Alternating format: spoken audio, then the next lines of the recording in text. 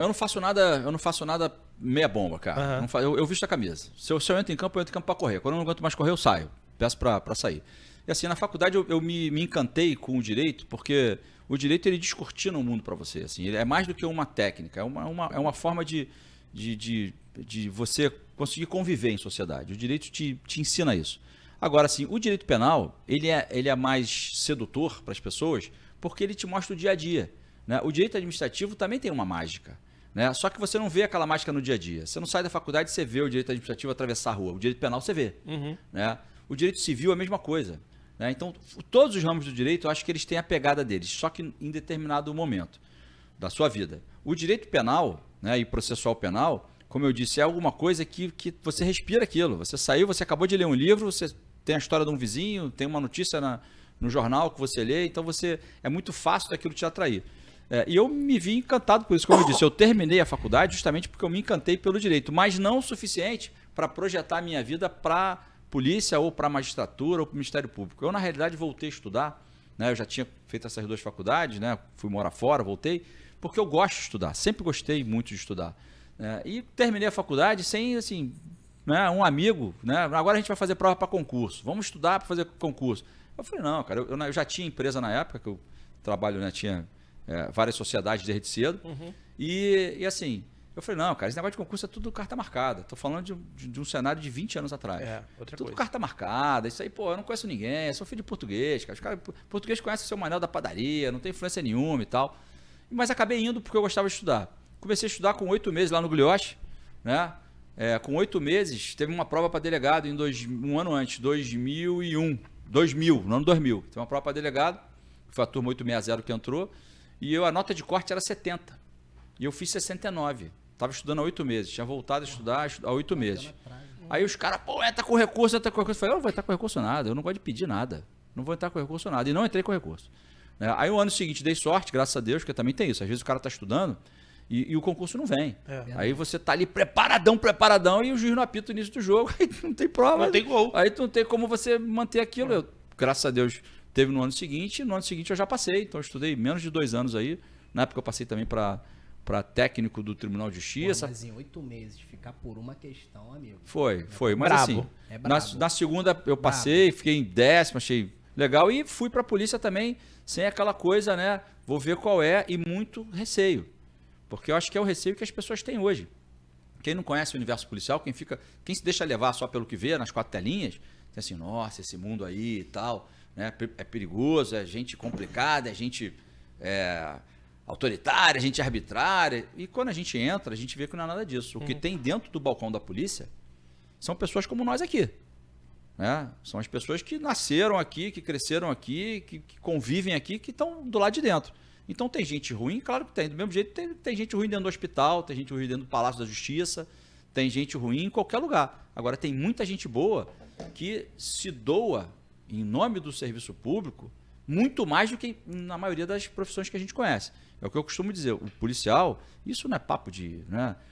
A atividade policial é quase como um sacerdócio. Né? Porque você é policial 24 horas por dia. Né? Se você tem condições de intervir em algum fato, você como cidadão comum... Né? E todo mundo já assistiu alguma coisa, um fato, alguém sendo roubado, um susto, alguém agredindo alguém e tal. Se você é um cidadão comum, um engenheiro, um médico, um arquiteto, um advogado, você se mete naquela história se você quiser se meter, senão você vira as costas e vai embora, tá tudo certo. Um policial não. Ele tem obrigação. Se ele se virar as costas e alguém filmar ele, mostrar, falar, tinha um policial ali que não fez nada. Ele tem que demonstrar que ele não podia entrar naquela história, né, justificar, motivar aquilo, senão ele responde por um crime. Salvo engano, médico também, né? Médico também, bombeiro também. Se for na atividade dele. Né? Se for na atividade dele. No bombeiro também. Eu estou falando de segurança. Né? Bombeiro, quantas vezes a gente vê pegar fogo? Né? E quantas vezes a gente vê alguém ser vítima de criminoso? Então, assim, isso é quase que um sacerdócio. E as pessoas esquecem disso.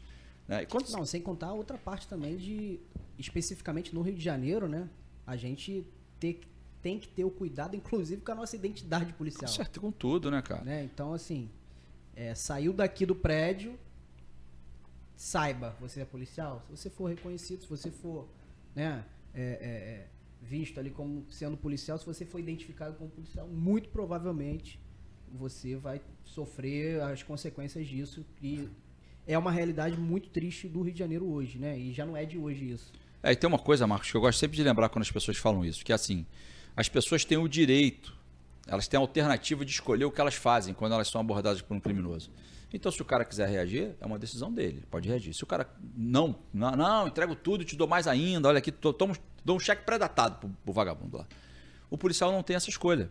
Porque uma coisa é a gente, às vezes, uma atividade comum, né? Vou ao cinema, vou ao shopping, né? Vou passear com a família. Se você está com a tua família no carro, a tua postura muito provavelmente não vai ser igual que se estivesse sozinho, né? Já o cidadão comum, ele pode adotar a mesma postura, né? Eu entrego tudo e pronto, está tudo resolvido. O policial, como você disse, se ele estiver armado e o cara identificar a arma com ele, então assim, isso são características da atividade policial que a gente tem que lembrar as pessoas. Assim. O policial, por mais que a gente veja erro aqui ou ali, até porque não falta gente para apontar erro do policial, né? Se a gente fosse ver, olha, eu tenho amigos médicos e que me perdoem os médicos aqui, né? Também é uma atividade nobre, mas se a gente fosse apontar todos os erros médicos que acontecem, bicho, aí não ia faltar jornal para mostrar isso tudo, só que não aparece. Não aparece. O da polícia aparece. Se a gente fosse mostrar, ou melhor, na política já até mostraram um pouco, que não mostrava antes, né? Acontecia de tudo e a gente não sabia. Depois da Lava Jato, aí, que levantou muita coisa, a gente começou a saber de muita coisa, sociedade, né? Agora, se a gente fosse fazer isso com todas as atividades, a gente chega à seguinte conclusão, cara. O problema não é a atividade. O problema não é o policial. O problema é a ambiência que a gente vive e que está faltando alguma coisa, né? E eu acho que o que está faltando é integridade. Então, a gente pode ter bons profissionais para o que for, mas ele tem que ter integridade. Você não casa com uma mulher, ou uma mulher não vai casar com um cara, né, se não tiver um mínimo de confiança nele. Você não abre sociedade num negócio, numa empresa, com uma pessoa que você desconfia que é desonesta. Você não vai levar um amigo, não uma pessoa conhecida para tua casa, se você acha que é um mau caráter. Né? Então, quando a gente vai escolher alguém para representar a gente, seja o que for, né? E aí eu acho que a gente já entra muito nessa história que está, né, muito em voga aí. Escolher o presidente. Acho que a primeira coisa que a gente tem que lembrar é assim, pô, esse cara tem que ter integridade. Depois a gente vê o primeiro passo. Primeiro requisito, integridade. Deu um chequezinho naquilo, aí você vai olhar o outro. Não tem integridade, não passa nem para a segunda pergunta. Então, isso acho que é alguma coisa que falta muito, né? A gente tem que voltar a prezar por isso. É integridade. Olhar para o médico, o cara tem que ser íntegro. Olhou para o arquiteto, o cara tem que ser íntegro. Ele pode construir prédio bem lá, sabe? Mas ele tem que ser íntegro.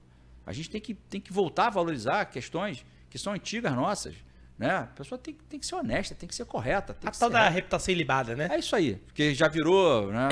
Enfim. Não, infelizmente... O que é diferente de ser perfeito, né? Os seres humanos são imperfeitos. Né? Mas... Essa é uma premissa. Seres humanos são imperfeitos. Dados que seres humanos são imperfeitos, quais são as imperfeições, o senhor bem falou do direito, né? Que é aprender a conviver em sociedade. Quais imperfeições são toleráveis? Isso aí, exatamente. Acho que uma que não é tolerável é a falta de integridade. Essa não é tolerável. Você pode errar, o cara ele executou mal alguma coisa. Ele executou mal. Incompetência não ou faltou treinamento para ele fazer aquilo, faltou qualificação, ou enfim, faltou alguma coisa ali, ou as circunstâncias foram desfavoráveis, aí o cara fez aquilo ali errado. Profissional de qualquer coisa. Agora, se ele não for íntegro, se ele não tiver, no mínimo, retidão no que ele faz, se ele não tiver retidão de caráter, esquece, bicho. Não tem capacidade técnica que seja suficiente para substituir a integridade. Eu acho assim, acho que eu venho de uma família de portugueses em que isso é muito caro. A gente tomou muito cascudo, eu tomei muita chinelada e corri muito do cinto com a minha mãe, que ela corria atrás da gente com o cinto mesmo. E eu acho que isso, hoje a gente não está propagando a violência, nem nada disso. Traumatizado com isso? Não? Eu não. A bunda ficou vermelha, mas em absoluto. Hoje eu tenho um filho de 7 anos, Joaquim, que é o amor da minha vida, e assim, eu não bato nele. Mas eu mostro para ele o seguinte, ele pode cometer um monte de erros. Mentir não. Se ele mentir, é o pior castigo que eu dou para ele é quando ele mente. Né? Porque eu já estou meio que, sabe, assim, você pode errar, é natural errar. A gente está aqui para errar, cara. Se você não estiver cometendo erro nenhum, se belisca, senão tu já não deve estar vivo. Já não deve estar mais vivo. Agora, integridade não pode faltar. Então, acho que assim, pro meu filho eu ensino isso. Eu não dou uma chinelada nele, não consigo, até porque eu acho que depois eu vou chorar mais do que ele, né? De tanto amor que eu tenho por ele. Mas, pô, filho meu não é mentiroso. Então, eu boto ele, já peguei, né? Aquelas coisas de querer armar pra gente, dar a volta na gente, eu falei, negativo, mentira não. Aí tu vai ficar o final de semana inteiro sem esse joguinho aí. E ficou o final de semana inteiro, olhando pra parede. Fala, pessoal, esse foi um corte do Tudão Cast. tá? Se você gostou dessa história, dá uma olhada no episódio completo que tá aqui na descrição do canal. E lá no canal a gente tem muito mais histórias maneiras como essa. Dá uma curtidinha lá, assina o canal. Fico por aqui, até mais. Valeu!